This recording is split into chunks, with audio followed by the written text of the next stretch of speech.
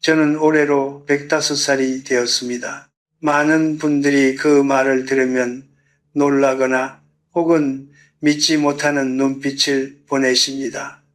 하지만 저는 그 세월이 자랑스럽지 않습니다. 다만 그 시간이 제게 가르쳐 준 것들이 있습니다. 인간이 교과서에서는 결코 배울 수 없는 것들을, 그리고 오늘 저는 그중 가장 중요한 것을 여러분께 말씀드리려 합니다. 여러분, 지금 이 순간 삶이 너무 힘드십니까? 아마도 그렇기에 이 자리에 오셨을 것입니다.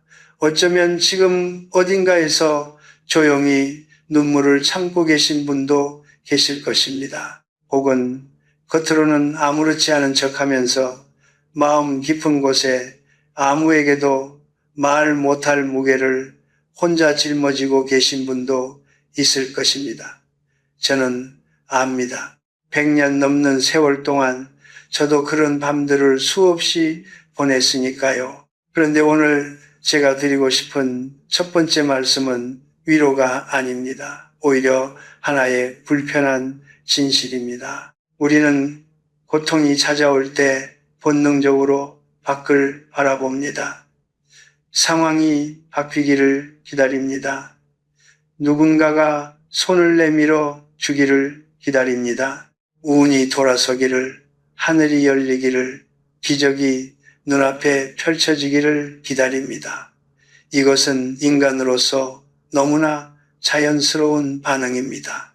하지만 저는 묻고 싶습니다. 여러분은 얼마나 오래 기다리셨습니까? 그리고 그 기다림 끝에 무엇이 왔습니까? 저는 젊은 시절 전쟁을 겪었습니다. 사랑하는 사람들을 잃었고 가진 것을 모두 잃었습니다. 그때 저도 하늘을 향해 외쳤습니다. 왜 나입니까? 언제 끝납니까? 누가 나를 구해줄 것입니까? 하지만 하늘은 침묵했습니다. 상황은 변하지 않았습니다. 그리고 저는 그 침묵 속에서 아주 천천히 깨달았습니다. 내가 구원을 찾고 있는 곳이 처음부터 잘못되어 있었다는 것을. 구원은 바깥에서 오지 않습니다. 적어도 처음에는 그렇습니다. 여러분이 지금 기다리고 있는 그 무언가는 사실 이미 여러분 안에서 조용히 작동하고 있습니다. 하지만 우리는 너무 바깥을 바라보느라, 너무 큰 소리로 고통을 호소하느라 그 작은 목소리를 듣지 못합니다. 오늘 제가 드리려는 이야기는 기적에 관한 것이 아닙니다. 포기하지 않은 사람들이 공통적으로 경험한 세 가지 조용한 현상에 관한 것입니다. 이것은 종교의 이야기가 아닙니다. 이것은 105해를 살아온 한 늙은 인간이 수많은 삶의 시작과 끝을 지켜보며 발견한 하나의 패턴입니다. 고통이 가장 깊어지는 순간 반드시 무언가가 찾아옵니다. 하지만 그것은 대부분의 사람들이 생각하는 방식으로 오지 않습니다. 그래서 많은 이들이 그것을 알아채지 못하고 지나쳐 버립니다. 오늘 저는 그것을 여러분께 보여드리겠습니다. 끝까지 들어주시겠습니까? 1950년 겨울이었습니다. 저는 그 해를 결코 잊지 못합니다. 나이로는 30을 막 넘겼고 앞으로의 삶이 무한히 펼쳐질 것만 같던 시절이었습니다. 철학을 공부했고 가르치는 일을 사랑했으며 언젠가는 이 땅의 젊은이들에게 삶의 의미를 전해주고 싶다는 소박한 꿈을 품고 있었습니다. 그런데 전쟁이 왔습니다. 아무런 예고도 없이, 아무런 이유도 없이 그냥 왔습니다. 호성이 울리던 그 새벽, 저는 피난길에 올랐습니다. 손에 챈 수 있는 것은 거의 없었습니다. 책 몇 권, 낡은 외투 하나, 그리고 언제 다시 돌아올 수 있을지 모른다는 막막함 뿐이었습니다. 함께 걷던 사람들 중에는 가족을 잃은 이들도 있었고 어디로 가야 할지 몰라 그냥 군중을 따라 걷는 이들도 있었습니다. 모두가 지쳐 있었고 모두가 두려워하고 있었습니다. 하지만 아무도 그 두려움을 입 밖에 내지 않았습니다. 말로 꺼내는 순간 그것이 현실이 되어버릴 것 같았기 때문입니다. 그 겨울 저는 친한 벗을 잃었습니다. 그는 저와 함께 철학을 공부했던 사람이었습니다. 전쟁이 나기 전 우리는 밤이 깊도록 삶의 의미에 대해 이야기하곤 했습니다. 인간은 왜 존재하는가? 고통은 어디서 오는가? 죽음 이후에는 무엇이 있는가? 그런 질문들을 나누던 그가 어느 날 갑자기 이 세상에 없었습니다. 소식을 들었을 때 저는 아무 말도 할 수 없었습니다. 눈물도 나오지 않았습니다. 그냥 세상이 한 겹 더 차가워진 것 같은 느낌이었습니다. 피난지에서 보낸 첫 번째 밤, 저는 낡은 건물 한 귀퉁이에 홀로 앉아 있었습니다. 주위에는 많은 사람들이 있었지만 그 어느 때보다 고독했습니다. 배는 고팠고 몸은 떨렸으며 내일이 있을지조차 알 수 없었습니다. 그때 제 머릿속에는 단 하나의 생각만이 맴돌았습니다. 이것이 끝인가? 내가 꿈꾸던 삶은 이렇게 끝나는 것인가? 저는 그 질문에 아무런 대답도 할 수 없었습니다. 그런데 바로 그 순간이었습니다. 설명할 수 없는 일이 일어난 것은 울지도 않았고 기도를 드린 것도 아니었습니다. 그냥 너무 지쳐서 저항하는 것조차 포기했을 때 갑자기 마음 어딘가에서 아주 작고 조용한 무언가가 느껴졌습니다. 따뜻하다고 표현하기도 어렵고 평화롭다고 말하기도 부족한 그런 감각이었습니다. 폭풍 한가운데인데 그 폭풍과 나 사이에 얇고 투명한 막 하나가 쳐진 것 같은 느낌. 세상은 여전히 무너지고 있었지만 나는 그 무너짐에 완전히 휩쓸리지 않고 있었습니다. 저는 그때 그것이 무엇인지 몰랐습니다. 그냥 이상하다고만 생각했습니다. 그리고 그 밤을 넘겼습니다. 다음 날도 그 다음 날도 그렇게 전쟁이 끝나고 수십 년이 흘렀습니다. 그리고 90을 넘긴 어느 날 저는 비로소 그날 밤 제가 느꼈던 그것이 무엇이었는지를 이해하게 되었습니다. 그것이 첫 번째 현상이었습니다. 이유 없는 평안, 어떤 논리로도 설명되지 않는 그러나 분명하게 실제하는 고요함. 그리고 저는 이제 확신합니다. 그것은 내 안에서 만들어진 것이 아니었다고. 여러분, 한 가지 여쭤보겠습니다. 살면서 단 한 번이라도 도저히 감당할 수 없는 상황 한가운데 있었는데 이상하게도 마음이 고요했던 적이 있으십니까? 분명히 무너져야 할 상황인데 분명히 절망해야 할 순간인데 어디선가 알 수 없는 힘이 조용히 자신을 붙들고 있는 것 같은 느낌. 혹시 그런 경험이 있으셨다면 오늘 이 이야기를 아주 주의 깊게 들어주시기 바랍니다. 왜냐하면 그것은 우연이 아니기 때문입니다. 저는 그 느낌을 처음 경험한 것이 전쟁 중이었다고 말씀드렸습니다. 하지만 그것이 마지막이 아니었습니다. 그 이후로도 살면서 몇 차례 더 바로 그 감각을 느꼈습니다. 사랑하는 사람이 먼저 세상을 떠났을 때, 오랫동안 믿었던 사람에게 깊이 배신당했을 때, 그리고 90이 넘어 몸이 예전같이 않다는 것을 처음으로 실감했을 때 그 모든 순간에 공통적으로 그 조용한 무언가가 찾아왔습니다. 처음에 저는 그것을 그저 극도의 피로함이라고 생각했습니다. 너무 지쳐서 감각이 무뎌진 것이라고, 아니면 감정이 고갈되어 아무것도 느끼지 못하는 상태가 된 것이라고 스스로를 설명했습니다. 하지만 그것은 무감각과는 달랐습니다. 무감각은 텅 빈 느낌입니다. 그런데 제가 경험한 것은 텅 빈 것이 아니라 오히려 무언가로 채워진 느낌이었습니다. 소란스러운 세상 한가운데에 홀로 고요한 방 하나가 생긴 것 같은 그런 느낌이었습니다. 철학을 공부한 사람으로서 저는 오랫동안 이것을 이성으로 설명하려 했습니다.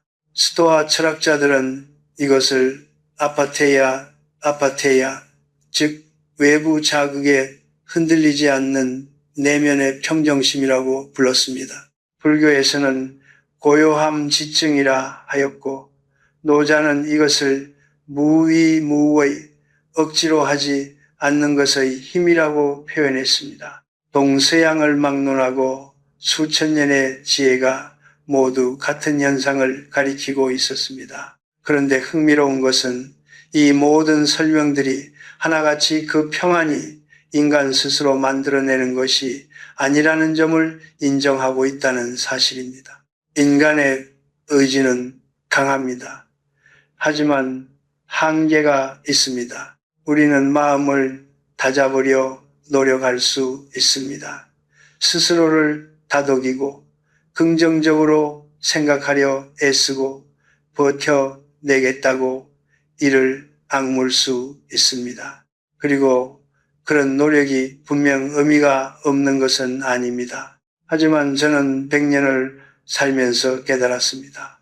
진짜 위기의 순간, 즉 인간의 의지가 완전히 소진된 그 지점에서 찾아오는 평안은 우리가 만들어낸 것이 아니라는 것을, 그것은 우리 안으로 들어오는 것입니다. 밖에서 혹은 위에서 혹은 더 깊은 곳에서. 제가 가르쳤던 학생 중에 한 명이 있었습니다. 젊은 나이에 큰 사업 실패를 겪고 가정도 흔들리고 건강마저 나빠진 청년이었습니다. 그는 어느 날 저를 찾아와서 이렇게 말했습니다. 교수님, 이상한 일이 있었습니다. 가장 힘들었던 그날 밤 다 포기하려고 마음먹었는데 갑자기 아무 이유 없이 마음이 조용해졌습니다. 무섭지도 않고 슬프지도 않고 그냥 이상하게 고요했습니다. 그게 뭔지 모르겠어서요. 저는 그의 말을 듣고 잠시 침묵했습니다. 그리고 이렇게 말했습니다. 그것이 바로 네가 혼자가 아니었다는 증거다. 그 고요함은 포기의 신호가 아닙니다. 그것은 붙들림의 신호입니다. 도저히 설명되지 않는 평안이 찾아올 때 그것을 그냥 지나치지 마십시오. 그것은 더 큰 존재가 지금 당신 곁에 있다는 말 없는 언어입니다. 105해를 살아온 제가 드릴 수 있는 가장 확실한 말은 이것입니다. 인간의 힘이 다하는 곳에서 다른 힘이 시작됩니다. 그리고 그것을 경험한 사람은 다시는 이전과 같은 눈으로 세상을 바라보지 않게 됩니다. 여러분, 지금까지 살아오시면서 이런 경험이 있으십니까? 막혀도 너무 막혀서 어느 방향으로도 나아갈 수 없다고 느꼈던 순간, 사방이 벽인 것 같고 누구에게 도움을 청해야 할지조차 모르겠던 그 막막함. 그런데 바로 그 순간 전혀 예상치 못했던 한 사람이 나타나서 아주 작은 말 한마디를 건네거나 아무렇지 않게 손을 내밀어 준 적이, 그 사람이 없었다면 지금의 내가 없었을 것 같다는 생각이 드는 그런 사람이 여러분의 삶에도 한 명쯤 있지 않으십니까? 저는 그런 사람이 제 삶에 여러 번 나타났습니다. 그리고 나이가 들수록 그 등장들이 결코 우연이 아니었다는 확신이 깊어졌습니다. 전쟁이 끝나고 몇 년이 지난 뒤였습니다. 저는 다시 교단에 섰지만 마음속에는 여전히 전쟁이 남긴 상처가 남아 있었습니다. 가르치는 일은 좋았지만 삶의 의미에 대한 깊은 회의감이 저를 놓아주지 않았습니다. 인간은 왜 이토록 서로를 해치는가? 역사는 왜 같은 비극을 반복하는가? 철학을 가르치는 사람으로서 저는 그 질문들에 답을 해야 했지만 솔직히 말씀드리면 그 시절에 저는 스스로도 그 답을 찾지 못하고 있었습니다. 그러던 어느 가을날 수업을 마치고 학교 마당을 걷고 있을 때였습니다. 한 낯선 노 교수가 저 옆으로 조용히 다가왔습니다. 이름도 잘 알지 못하는 분이었습니다. 그분은 특별한 서론도 없이 그냥 제 옆에서 함께 걸으면서 이렇게 말했습니다. 김 선생, 답을 모르는 채로 가르치는 것도 가르침이요. 그 솔직함이 학생들에게는 어떤 교과서보다 더 깊이 닿는다오. 그리고는 그냥 제 앞길로 사라졌습니다. 대화는 그게 전부였습니다. 짧은 말이었습니다. 어쩌면 그분은 그것이 저에게 그토록 큰 의미가 될 줄 몰랐을 것입니다. 하지만 저는 그날 이후 달라졌습니다. 답을 모른다는 것을 숨기지 않기로 했습니다. 완성된 사람인 척 하지 않기로 했습니다. 그리고 아이러니하게도 그 결심이 제 삶에서 가장 긴 지적 여정의 시작이 되었습니다. 그 노 교수는 왜 그날 하필 그 순간에 제 옆에 있었던 것일까요? 저는 수십 년 동안 그 질문을 마음속에 품고 살았습니다. 그리고 90을 넘기면서 드디어 그 질문에 답하기를 멈췄습니다.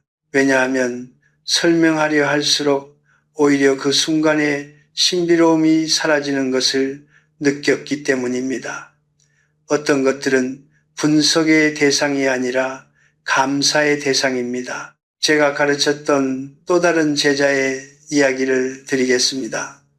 그녀는 오랜 간병 끝에 어머니를 잃고 직장도 잃고 이혼까지 겪으면서 완전히 무너진 상태였습니다. 스스로 말하기를 그 시절에는 아침에 눈을 뜨는 것 자체가 고통이었다고 했습니다. 그런데 어느 날 동네 작은 시장에서 물건을 사다가 처음 보는 할머니 한 분이 아무런 이유 없이 그녀의 손을 꼭 잡으며 이렇게 말했다고 합니다. 얼굴이 참 고생을 많이 했네. 그래도 버텨왔으니 이제 좋아질 거야. 그 짧은 한마디에 그녀는 그 자리에서 오랫동안 참았던 눈물을 쏟아냈고 그날부터 조금씩 다시 살아갈 힘을 찾기 시작했다고 했습니다. 그 할머니는 아마 지금도 그 일을 기억하지 못할 것입니다. 하지만 그 제자의 삶에서 그 순간은 삶과 죽음의 경계에서 삶 쪽으로 돌아서게 만든 결정적인 전환점이었습니다. 저는 이것을 우연이라고 부르기를 오래전에 멈췄습니다. 100년이 넘는 시간 동안 저는 수많은 사람들의 이야기를 들었고 수많은 삶의 굴곡을 지켜보았습니다. 그리고 하나의 패턴을 발견했습니다. 길이 완전히 막혔다고 느껴지는 순간 반드시 한 사람이 나타납니다. 많은 사람이 아닙니다. 화려한 구원자도 아닙니다. 그냥 한 사람, 때로는 낯선 사람, 때로는 오래된 친구, 때로는 전혀 예상치 못했던 방향에서 오는 누군가.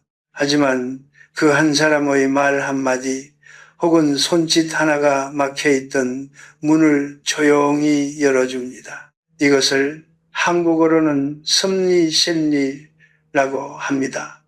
모든 것이 어떤 더 큰 흐름 안에서 이어져 있다는 뜻입니다. 저는 젊은 시절에는 이 단어를 그저 종교적인 언어라고 생각했습니다. 하지만 이제는 압니다. 섭리는 신학의 언어이기 이전에 100년을 살아온 사람이 삶에서 직접 목격한 현실의 언어라는 것을 포기하고 싶을 때 딱 하루만 더 버텨보십시오. 그 하루 안에 당신에게 필요한 그 한 사람이 나타날 수도 있습니다. 그리고 그 만남은 당신이 오랫동안 잊고 있었던 가능성의 문을 다시 열어줄 것입니다. 그것이 두 번째 현상입니다. 저는 30살에 벚꽃을 보았고 90살에도 벚꽃을 보았습니다. 같은 꽃이었습니다. 같은 봄이었고 같은 하늘 아래였습니다.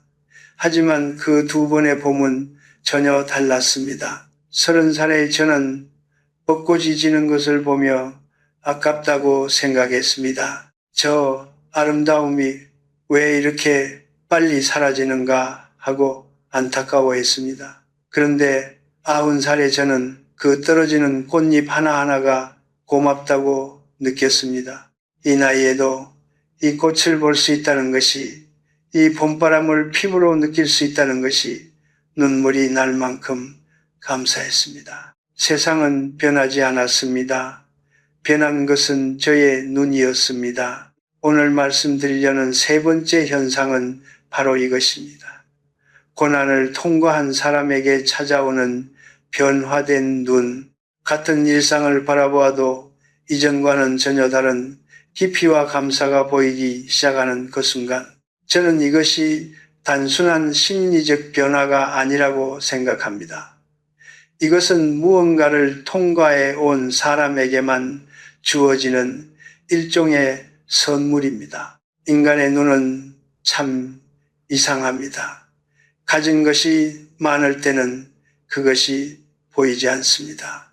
건강할 때는 건강이 느껴지지 않습니다. 곁에 사람이 있을 때는 그 온기가 당연하게 느껴집니다. 하지만 잃고 나면 그제야 보입니다. 아프고 나서야 건강이 얼마나 소중한 것이었는지 알게 됩니다. 떠나고 나서야 그 사람의 빈자리가 얼마나 컸는지를 깨닫습니다.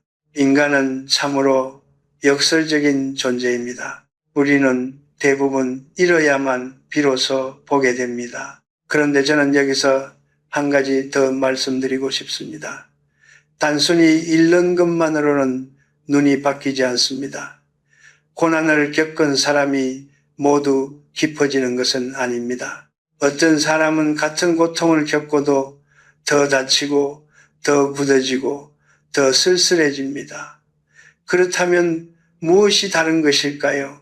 저는 오랫동안 그 차이를 생각해 왔습니다. 그리고 내린 결론은 이것입니다. 고난 속에서 끝까지 포기하지 않은 사람, 그 어둠 안에서도 작은 빛을 향해 손을 뻗었던 사람에게만 그 변화된 눈이 찾아온다는 것입니다. 다시 말씀드리면 그 눈은 고난이 주는 것이 아닙니다.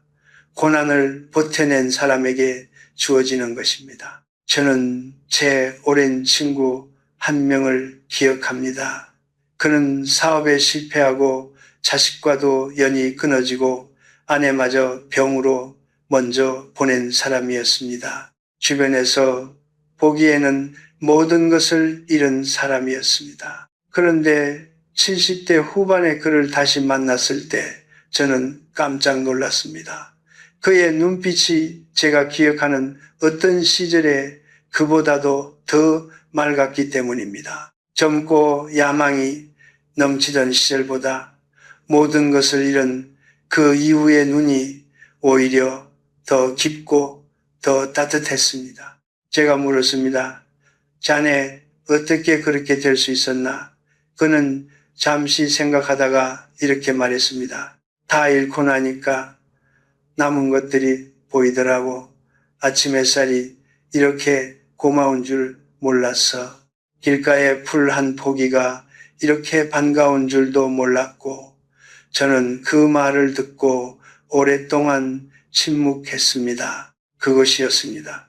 바로 그것이 세 번째 현상이었습니다. 고난 이후에 변화된 눈으로 세상을 바라보기 시작한다면 그 사람은 이미 무언가를 통과해 온 것입니다. 그 변화는 본인이 만들어낸 것이 아닙니다. 살면서 크고 작은 고통을 겪어보신 분들은 아실 것입니다. 우리가 아무리 노력해도 스스로의 눈을 바꾸는 것이 얼마나 어려운 일인지를. 그런데 어느 순간 갑자기 아무런 노력 없이 그냥 세상이 달리 보이기 시작한다면 그것은 은혜입니다. 그리고 그 은혜는 고난을 끝까지 통과해 온 사람에게만 찾아오는 것입니다. 여러분, 혹시 지금 이 순간 아무것도 변한 것이 없다고 느끼십니까? 여전히 힘들고, 여전히 지쳐있고, 여전히 어디가 끝인지 모르겠다고 느끼십니까? 그렇다면 저는 이렇게 말씀드리고 싶습니다. 아직 통과 중인 것입니다. 아직 그 눈이 열리기 전인 것입니다. 포기하지 마십시오. 왜냐하면 변화된 눈은 포기한 사람에게는 결코 찾아오지 않기 때문입니다. 같은 세상을 보는데 전혀 다른 것이 보이기 시작한다면 그 사람은 이미 도착한 것입니다. 아직 그것을 깨닫지 못했을 뿐, 저는 젊은 시절에 고통을 피하는 것이 지혜라고 생각했습니다. 불편한 감정이 찾아오면 일로 묻어버렸고, 외로움이 밀려오면 사람들 속으로 뛰어들었으며, 두려움이 고개를 들면 더 바쁘게 움직이는 것으로 그것을 잊으려 했습니다. 그것이 강한 사람의 방식이라고 믿었습니다. 흔들리지 않는 것, 무너지지 않는 것, 멈추지 않는 것, 그것이 곧 삶을 잘 살아내는 것이라고 생각했습니다. 하지만 100년을 살고 난 지금 저는 그것이 얼마나 큰 착각이었는지를 압니다. 고통을 피한다고 해서 고통이 사라지지 않습니다. 우리가 외면한 것들은 사라지지 않고 마음 깊은 곳에 조용히 쌓입니다. 그리고 언젠가 우리가 가장 약해진 순간에 한꺼번에 터져 나옵니다. 저는 그것을 여러 번 목격했습니다. 평생 강한 척 살아온 사람이 노년에 이르러 갑자기 무너지는 것을 한 번도 제대로 울어본 적 없는 사람이 어느 날 혼자 주저앉아 일어나지 못하는 것을 피하는 것은 해결이 아닙니다. 그것은 다만 연기일 뿐입니다. 그렇다면 우리는 어떻게 해야 할까요? 저는 이것을 우물의 법칙이라고 부릅니다. 깊은 우물일수록 가장 맑은 물은 제일 아래에 있습니다. 표면 가까이에 있는 물은 햇빛에 노출되고 바람에 흔들려 탁해지기 쉽습니다. 하지만 아무도 닿기 어려운 가장 깊은 곳, 빛도 잘 들지 않고 차갑고 어두운 그 바닥에 가장 순수하고 깨끗한 물이 고여 있습니다. 인간의 내면도 마찬가지입니다. 가장 깊은 고통의 자리에 가장 순수한 진실이 기다리고 있습니다. 하지만 그곳까지 내려가려면 용기가 필요합니다. 도망치지 않는 용기, 그냥 그 자리에 서 있는 용기. 제가 드리고 싶은 첫 번째 실천은 이것입니다. 고통이 찾아왔을 때 단 5분만이라도 그것으로부터 도망치지 마십시오. 핸드폰을 내려놓으십시오. TV를 끄십시오. 바쁜 척 하지 마십시오. 그냥 그 불편함 앞에 조용히 앉아 있으십시오. 처음에는 매우 불편할 것입니다. 어쩌면 견디기 어려울 수도 있습니다. 하지만 그 불편함을 밀어내지 않고 그냥 바라보고만 있으면 신기하게도 어느 순간 그것이 변하기 시작합니다. 날카로웠던 고통이 조금 무뎌지고 두려웠던 것이 조금 친숙해지고 혼자라고 느꼈던 마음이 조금 덜 외로워집니다. 이것은 제가 책에서 읽은 것이 아닙니다. 105해를 살면서 몸으로 배운 것입니다. 두 번째 실천은 하루에 한 번 걷는 것입니다. 거창한 운동이 아니어도 됩니다. 특별한 목적지가 없어도 됩니다. 그냥 걸으십시오. 저는 지금도 매일 아침 천천히 걷습니다. 젊었을 때처럼 빠르지 않아도 됩니다. 중요한 것은 속도가 아니라 발이 땅에 닿는 그 감각을 느끼는 것입니다. 걷는다는 것은 아직 살아있다는 것이고 아직 나아가고 있다는 것입니다. 걷는 동안 생각은 정리됩니다. 막혀있던 것들이 조금씩 풀립니다. 저는 평생 중요한 결심들을 책상 앞이 아니라 걷는 길 위에서 했습니다. 세 번째 실천은 말하지 않는 연습입니다. 고통스러울 때 우리는 본능적으로 그것을 누군가에게 털어놓고 싶어 합니다. 물론 나눔은 중요합니다.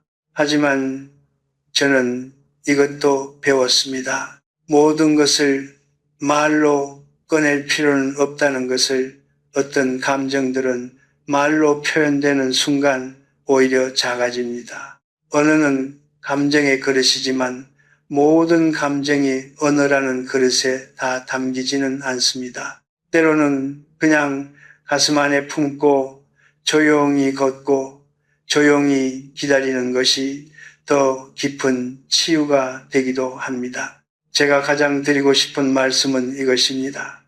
포기하려고 마음먹은 바로 그 순간이 사실 가장 가까이 와 있는 순간일 수 있습니다. 광부가 금맥을 포기하고 돌아섰을 때 그가 멈춘 그 자리에서 불과 한 걸음 더 앞에 금이 있었다는 이야기를 들어보셨습니까?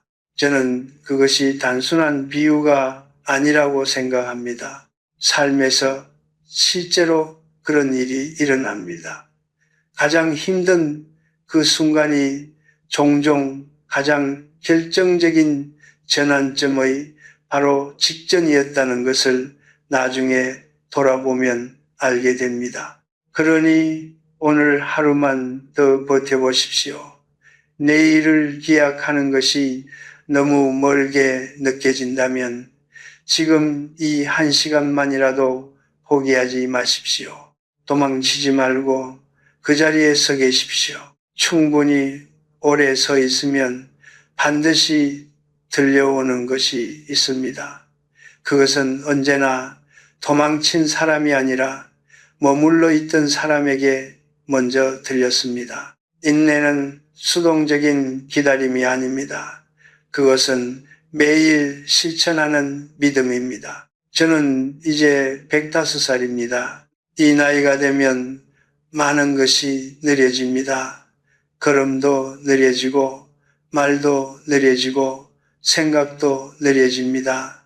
하지만 이상하게도 느려질수록 더 많은 것이 보입니다. 빠르게 살던 시절에는 보이지 않던 것들이 천천히 살기 시작하면서 비로소 눈에 들어왔습니다.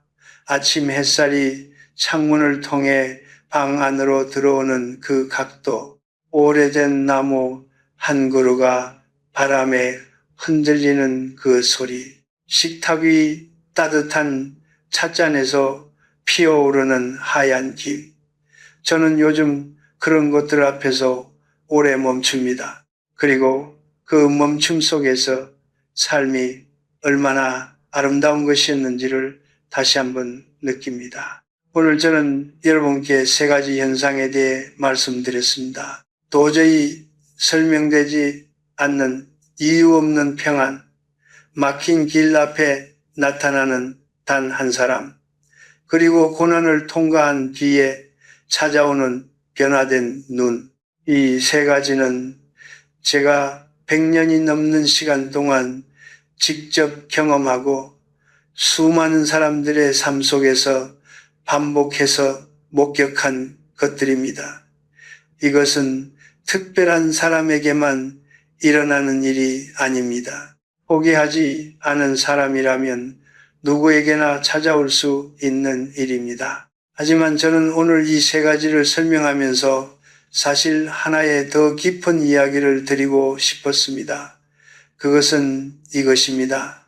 삶은 우리가 정복해야 할 대상이 아니라는 것입니다. 우리는 오랫동안 삶을 싸워 이겨야 하는 전쟁터처럼 생각해 왔습니다. 더 많이 가져야 하고, 더 높이 올라가야 하고, 더 강해져야 하고, 더 빠르게 달려야 한다고 믿어왔습니다. 하지만 105해를 살고 난 지금 저는 압니다.